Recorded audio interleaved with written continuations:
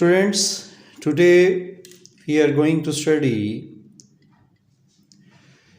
Theorem 4,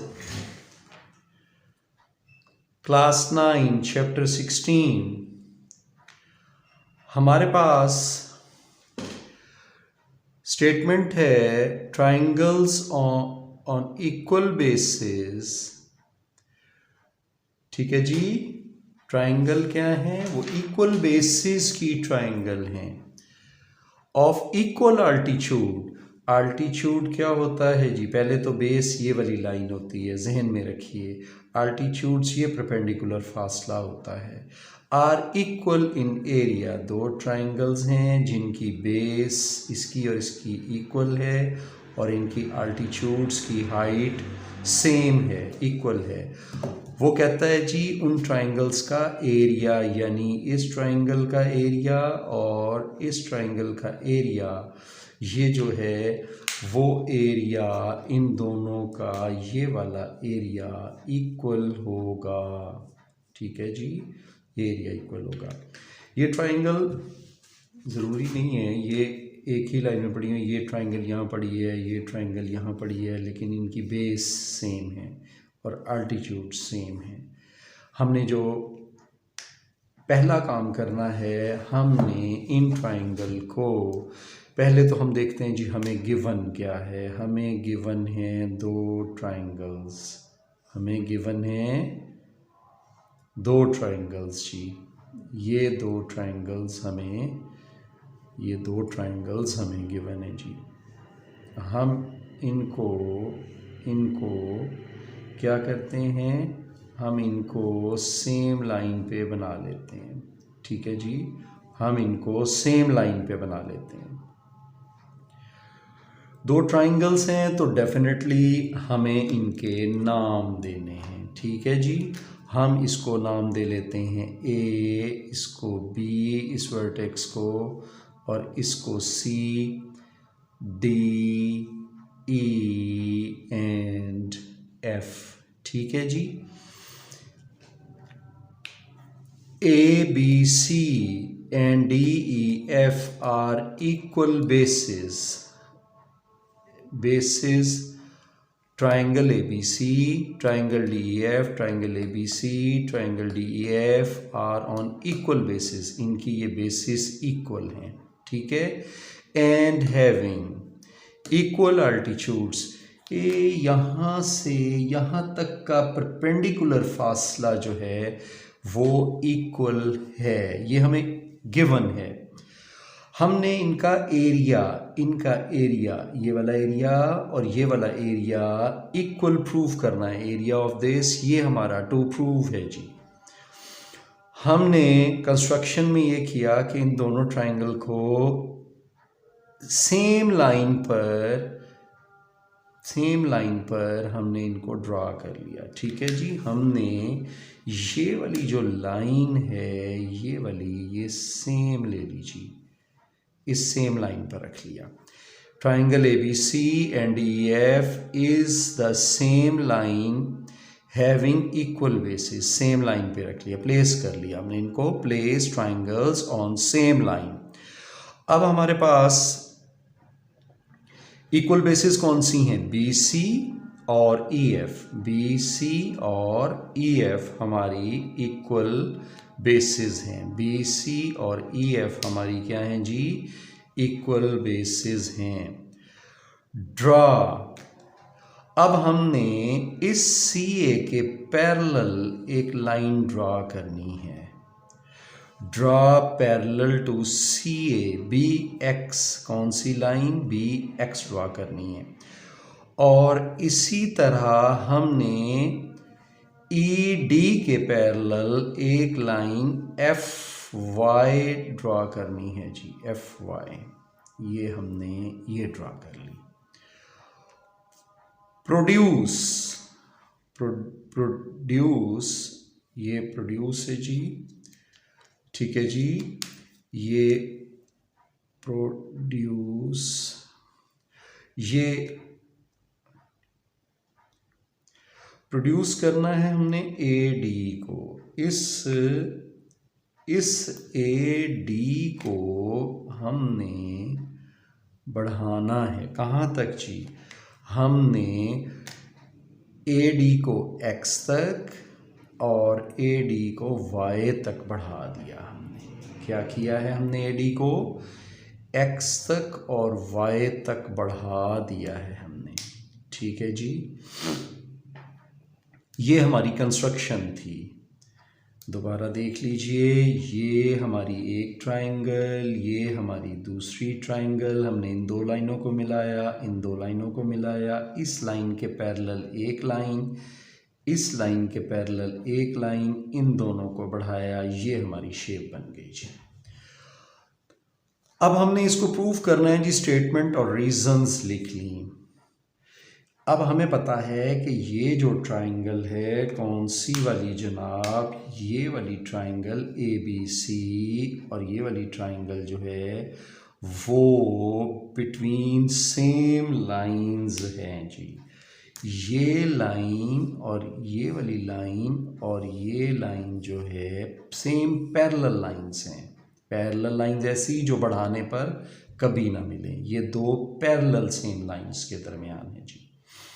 ठीक हो गया जी, ये एक बात हो गई हमारी। अब दूसरी बात जो है, हमने कहा कि ये जो है पैरेलल लाइंस कौन सी हैं? XADY, ये लाइन जो है is parallel to line BCEF।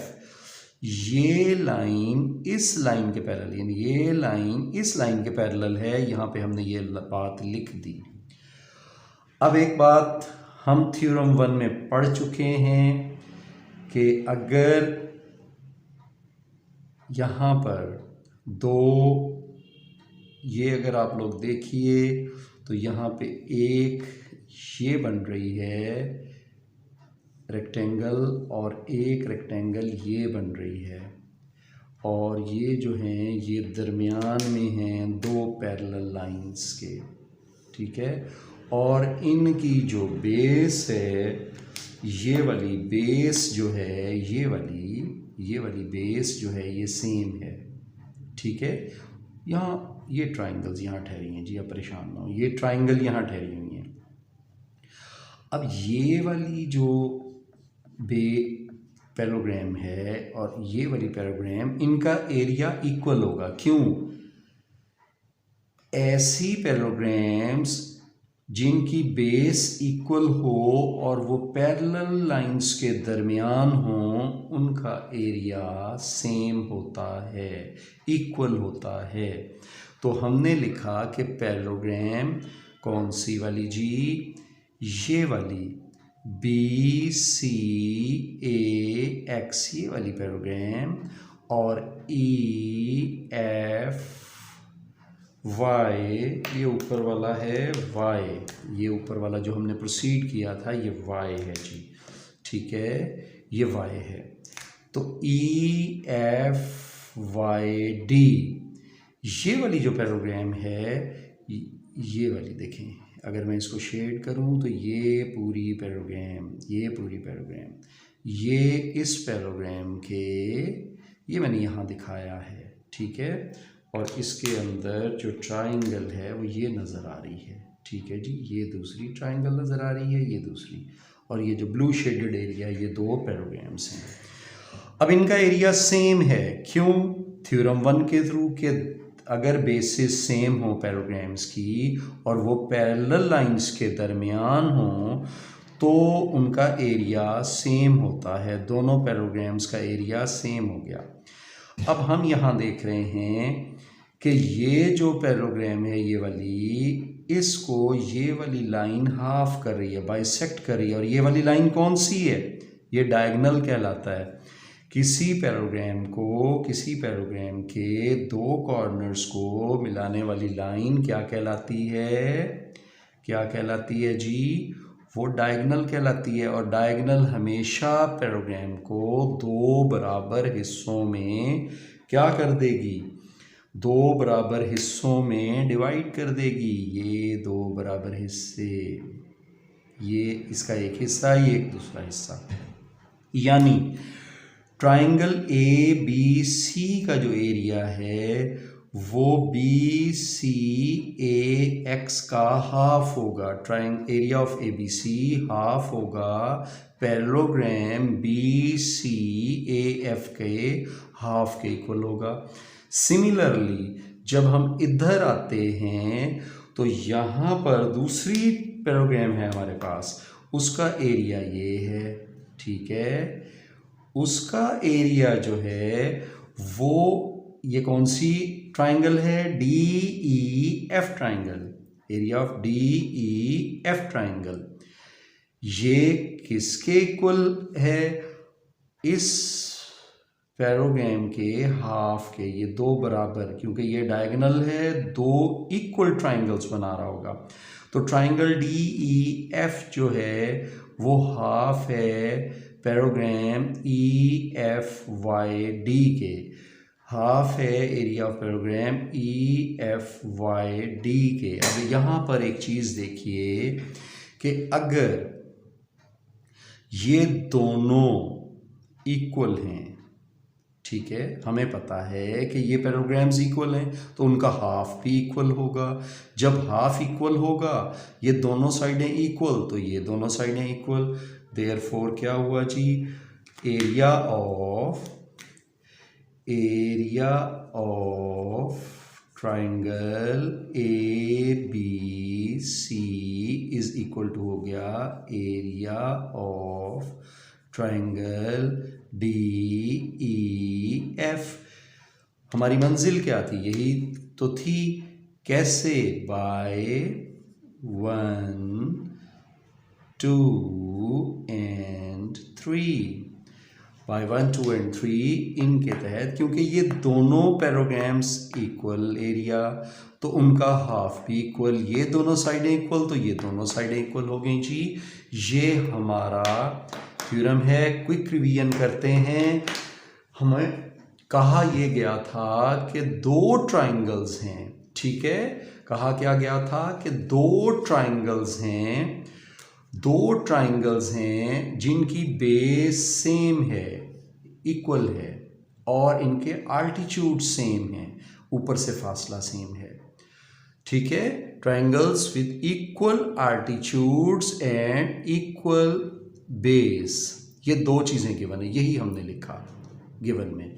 Prove क्या करना है, इक्वल एरिया इक्वल प्रूव करना है, हमने इनका एरिया इक्वल प्रूव करना है। तो हमने उसके लिए क्या किया, हमने उसके लिए किया ये कि हमने दो ट्राइंगल्स ली, दो ट्राइंगल्स को पहले तो इन दो लाइनों को एक बेस पे रखा, ठीक है, कंस्ट्रक्शन में दोनों को एक स्ट्रेट लाइन पे रखा। फिर हमने इन दो लाइनों को मिलाया, फिर इसके पैरेलल हमने इसके पैरेलल कंस्ट्रक्शन में एक लाइन ली और इसके पैरेलल कंस्ट्रक्शन में एक लाइन ली। फिर इस पॉइंट को यहाँ तक प्रोसीड किया, इस पॉइंट को यहाँ तक प्रोसीड किया। हमने कहा कि ये इक्वल बेसिस हैं दोनों की, तो ये जो पैरेललोग्राम है उसका एरिया इस पैरेललोग्राम के बराबर होगा, क्योंकि ये दोनों लाइनें पैरेलल हैं, ठीक है। पैरेलल लाइंस के दरमियान अगर दो पैरेललोग्राम्स बने और उनकी बेस सेम हो तो उनका एरिया सेम होता है, एरिया इक्वल होता है, ये हमने यहाँ पे लिखा।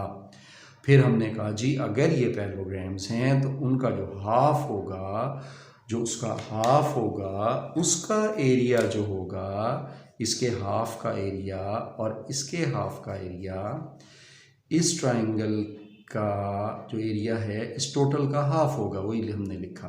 फिर हमने कहा जी इस ट्राइंगल का एरिया इस पूरे का हाफ होगा, ये हमने लिखा। हमने कहा ये दोनों पैरेललोग्राम्स इक्वल एरिया में, तो उनका हाफ भी इक्वल, जब ये दोनों साइडें इक्वल हुई तो ये दोनों ट्राइंगल का एरिया इक्वल प्रूव हो गया। ये हमारा थ्योरम है जी। इसको 2-3 दफ़ा लिख के कीजिए, बहुत आसान है।